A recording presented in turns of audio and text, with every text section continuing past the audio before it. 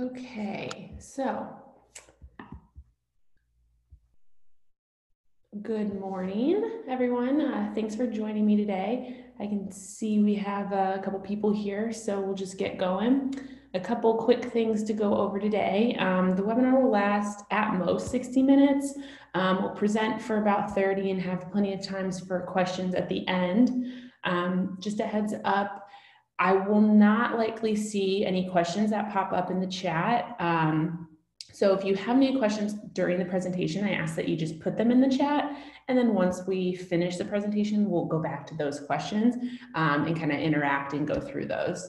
After the webinar concludes, we'll be sending out a follow-up email, which will include this presentation recording, along with some other resources that will be helpful, and also a survey. And if you could fill that out so we can continue to bring the best content, that would be very helpful. So my name is Katie Hicks. I joined Eventbrite about 5 months ago as a technical customer success manager, and have also been recently more involved with the onboarding and creator training. I just want to mention that since it is still shelter in place, we are working from home. So I apologize if we run into any technical difficulties. We shouldn't, but if we do, just bear with me. So let's get going.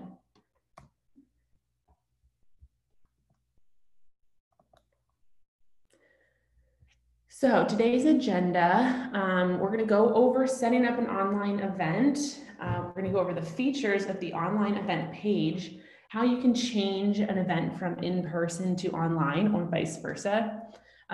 We'll touch on choosing a video hosting platform and then go over some tips for promoting your event online and also some basic practices for that. So now I'll walk you through how to set up your online event. If you already know what type of online event you want to host, we're going to walk through those steps on how to set up the event. These steps will be assuming you have a general familiarity of the Eventbrite platform and have set up events previously. So we're not going to go over every setup detail, but I will be kind of showing you the overview. Please note that all the steps we'll be covering today will be in the new Create event flow.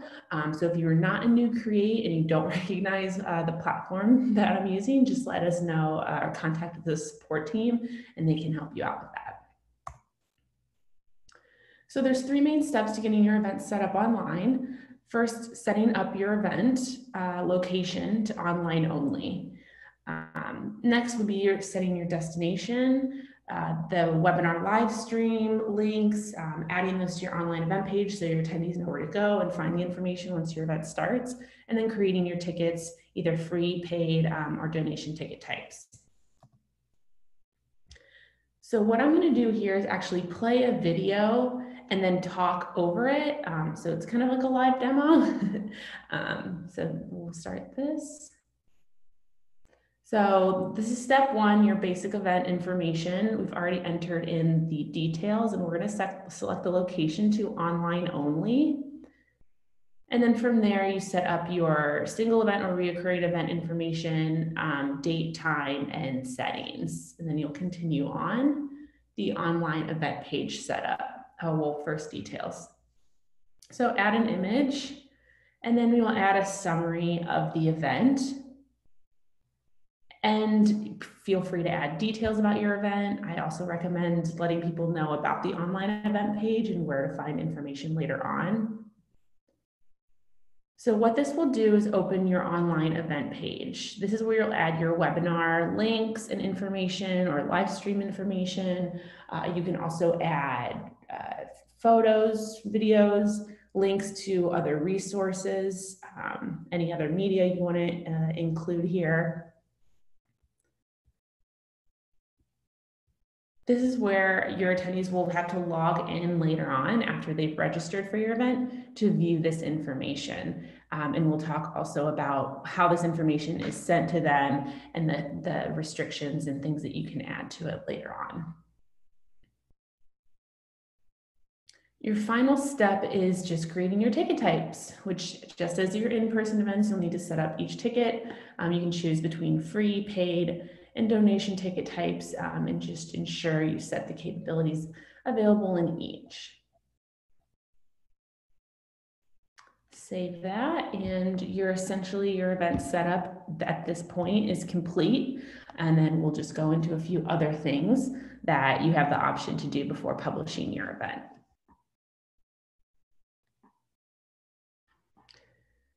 So we're going to go over the features of your online event page.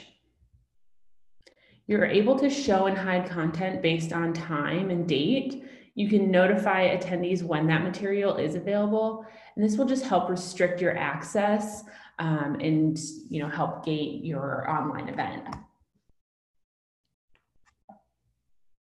So again, I have another quick video that's going to run through some of these features. So we are on the online event page. This is like a separate portal that your attendees will use to find this information. Next to each box that you've created, like right now we're working in the webinar information, you can select to restrict this access to certain ticket types, and you can select the visibility and create a custom schedule when you want this information to be shown. Once you make this information available, you select the notify attendees when you want them to be notified that this information is being shown on your website. We also, in addition to these, have 3 emails that go out: a 2-day, a 2-hour, and 10-minute. So they will get plenty of reminders, and all of those emails have information about how to get to your online event page. And this is what it would look like for them. So I've hidden my webinar information, but my additional links are visible at any time. So changing an in-person event to online or vice versa is extremely easy, but I have included a quick video about how to do that. You can do this at any time of your event. So in this case, this is an online event. You can tell because there's an online event page link. We're going to click on the basic info, and we're just going to adjust that location option. So if it's online, you can change it to an actual venue and update your location. And once you save this, you'll notice that the online event page edit option will actually be removed. So if you were actually going vice versa and it was an in-person to online, you would go to the same location details, update to online, and that online event page option will reappear. So super easy to do that. So we're going to touch on setting up your video hosting platform. When you're running an online event, you'll need to choose the right technology partner to stream or host your event. Just to be clear, you won't actually be hosting your video portion of your online event on Eventbrite. Eventbrite's simply how you sell tickets and gate access to your webinar or live stream. Eventbrite integrates with global streaming platforms. We're just going to highlight a few of those. And really, this is just a way to get you thinking about what's out there, but you'll need to do a little bit of extra research to determine what is best for you. The platform that will the platform that will best meet your needs depends on the variety of factors, including event capacity, budget, and level of interaction desired with your attendees, and whether or not you want your attendees to pay to access your content. The logos on this slide represent some of the most popular video hosting platforms currently used by creators on Eventbrite, and they vary in many ways. So we've broken out some of the basic features here. I will mention that Eventbrite is partnering with Zoom. So if you are looking for more in-depth information on hosting platform, we will probably do a webinar like this specifically for that integration. So definitely stay tuned for that. So as I demonstrated, once you set up your webinar or live stream link, you go to your event page and you can add that information. You can add that at any time. You don't have to have that prior to creating your event. You can go back and edit that at any time and then publish your information. So we're going to go through a little bit on how to promote your online event. We're going to take a look at updating your website, emailing your attendees, and the use of social media, which all are very similar to promoting an in-person event. So just as you would update fans on attendees, customers on a new event on your website, you would do the same for an online event. I've included a picture of one of our clients who have added a eye-catching banner at the top, and have also made it very clear how to get tickets for their upcoming online event. This is just a great way to keep people updated, especially if you're changing from in-person to online, making sure that they know what's happening. Emailing your attendees for an in-person event is just as important for your online event. You want to continue to create awareness and build your brand and drive fan engagement, and of course your ticket sales.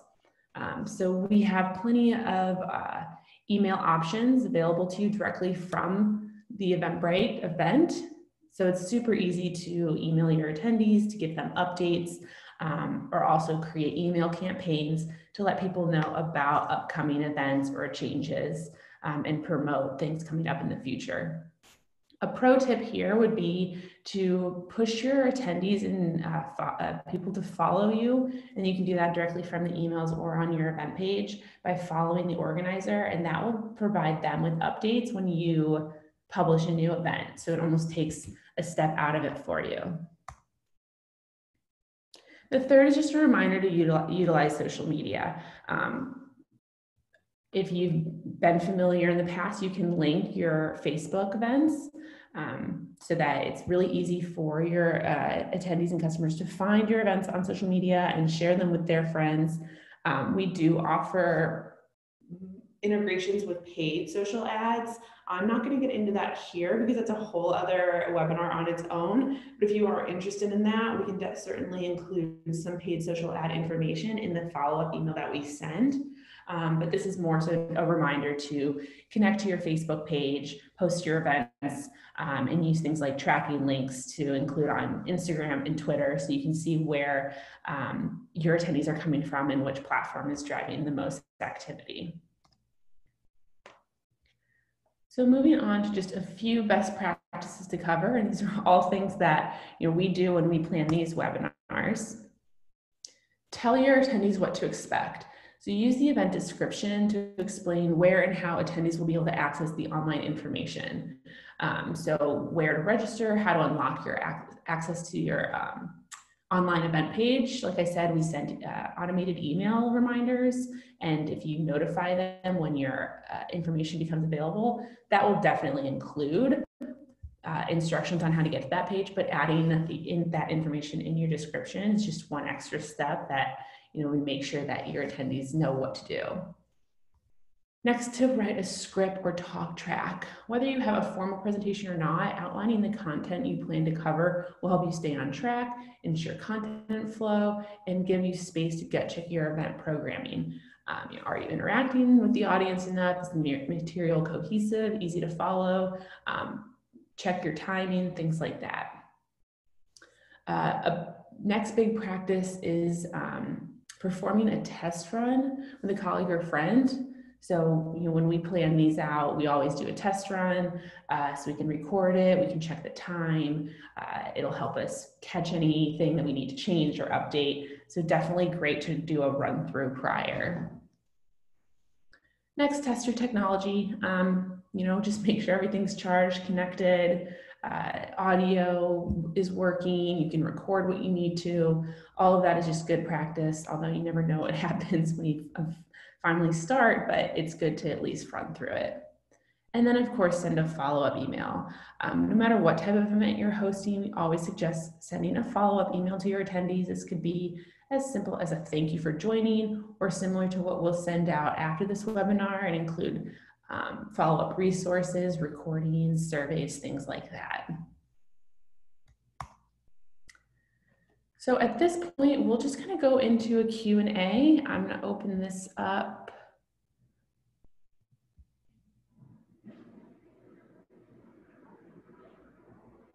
Let's see here. Looks like we don't have any questions at the moment. Let me also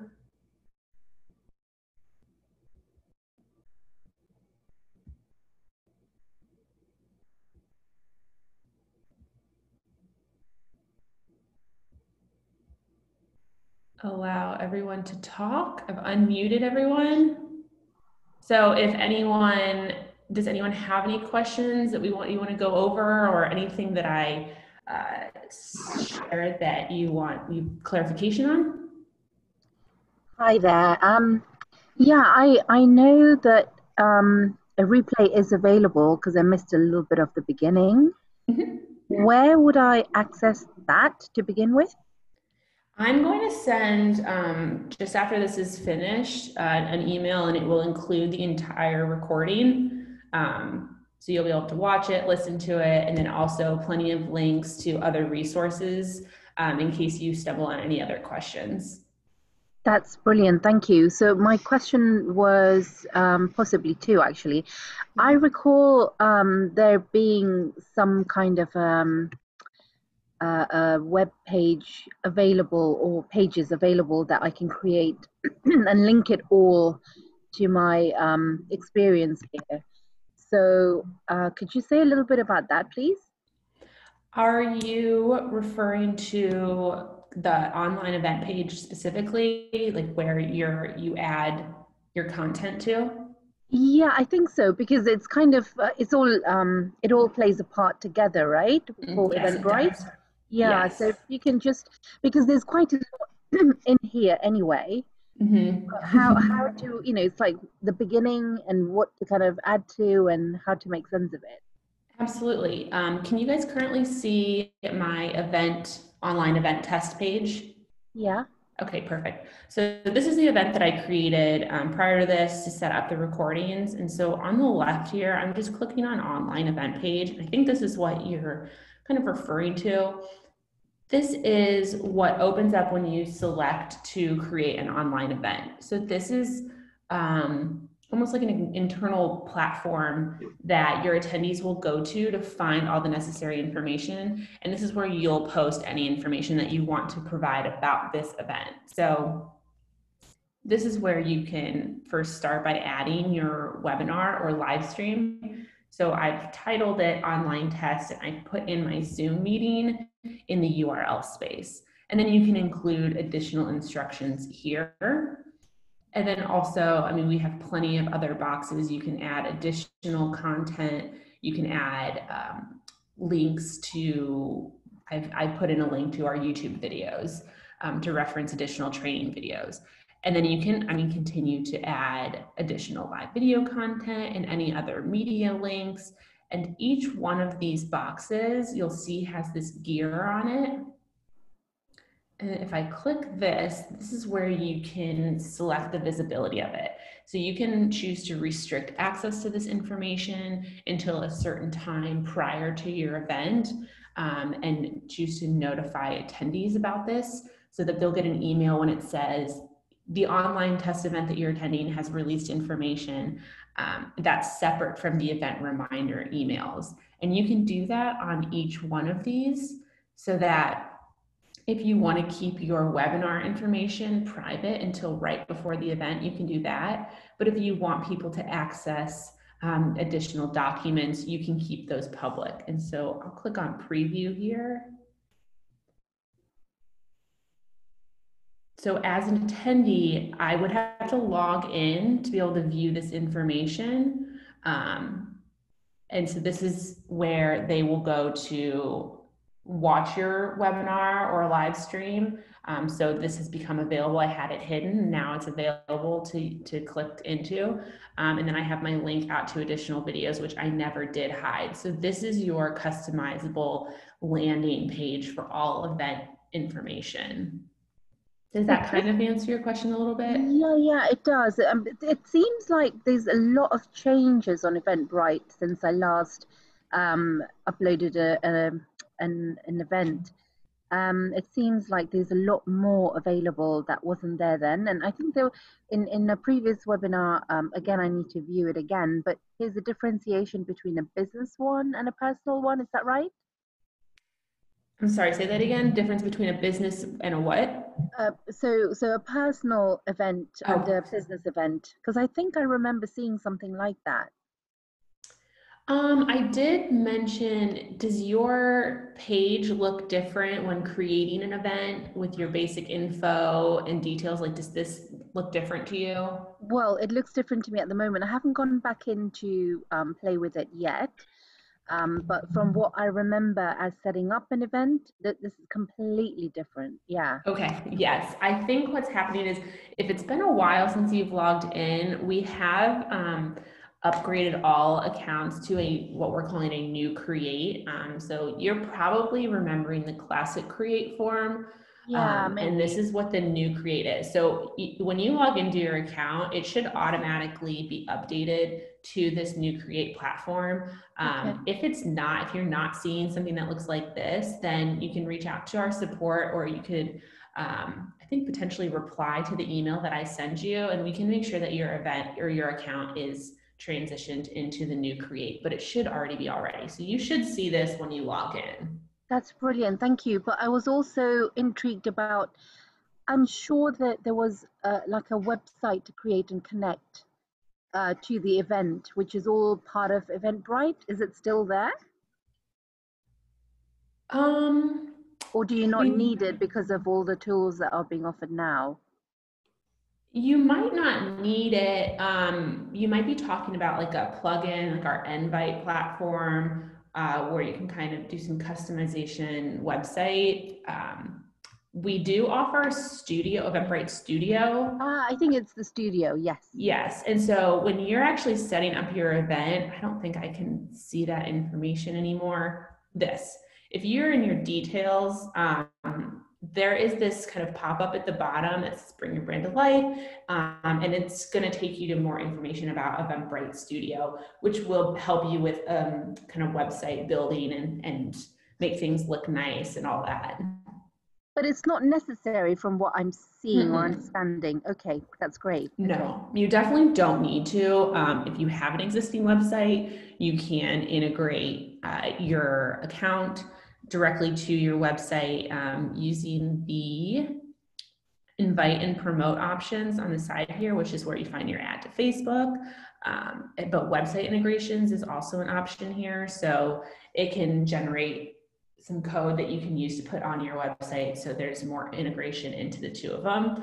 And that's, something that you'll have to look into a little bit more to find out what's right for you. But yeah, you don't need to do the Sure. studio. Okay, so even if I'm not using a proper set up website, but I'm just at the moment focusing on what's on offer here and some social media pages, would that still be enough for several events? Yes, absolutely. So every Eventbrite account will also have an organization or organizer profile. And so what that looks like, let's see if I can link out to that. The organizer profile is what you can use as your customer facing page. It's what Mm-hmm. Eventbrite creates for you. Yeah.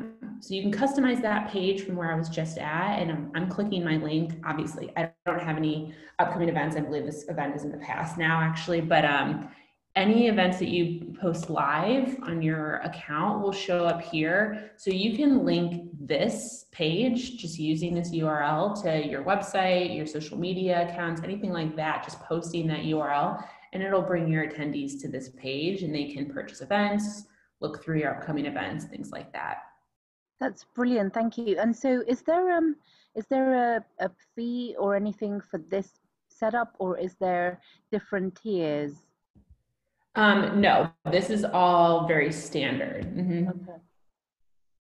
Okay, so there's no extra fee on these. No. Okay, brilliant. Thank you. It's great. There's a lot to go through, but yeah, I'll definitely be replying to your email. Thank you. Yes, definitely. And I know this is just one webinar specifically about online events, but we do have a lot of other, like just going live with your event. And also we're going to do more that dive in specifically to different portions of it. So you can get more of a deeper dive into a lot of the different elements. So we don't have to do one really, really big webinar Yeah, that covers tons of different features. So just keep an eye out on that as well. So you can continue to come to That's these. brilliant. Thank you. Just one quick last one. So, are Mhm. there any other tutorials in addition to these webinars that you're offering, or is it bite-sized webinars, as you've said?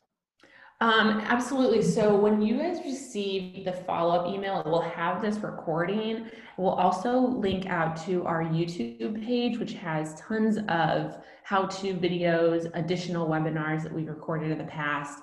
So you can kind of filter through that to see if there's anything in there that you want to watch. We're also going to link out to some online event page resources, our help center. It'll be more specific to online events, but Mm, at least it'll get you to different places where if you need to find other information, you can kind of go from there. brilliant. Thank you. Really, really enjoyed it. That's brilliant. Great. Awesome. Thanks for asking questions. That's awesome. Thank you so much. Oh, Great. one last one before you go. It's great to have you there live.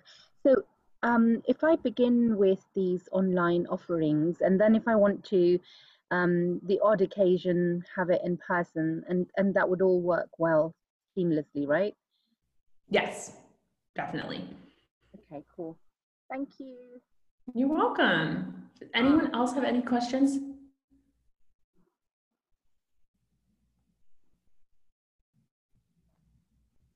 Okay.